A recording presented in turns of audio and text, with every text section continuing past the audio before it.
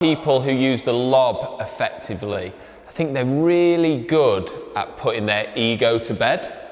So it's very easy to think, oh, I'm young, I'm fit, I want to hit hard, I want to have a hard workout. The lob's a defensive shot. I'm not going to play the lobs because I want to hit it hard. I'm fitter than someone. I want to smash the ball. And we're not using our brains, and we're also letting our ego be the enemy. So one of the things with the lob is just changing that mentality where the lob is not necessarily just a defensive shot. Of course, it does have that role at times, but it can be an attacking shot, or you can turn a defensive situation into an attacking one.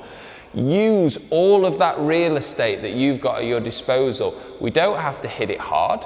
If you can develop the technical prowess to play a good lob, that we'll discuss in more detail later, and think about it from a tactical viewpoint, the thing that might be holding you back is that mindset. And I would really recommend putting that ego to bed when it comes to lobbing the ball. It's not an old man tactic. It's not a negative tactic. It's not a boring one. It can be a really proactive tactic that some of the best players in the modern game, the game's faster than ever, more dynamic than ever, but the top players still use the lob to this day to turn defense into attack.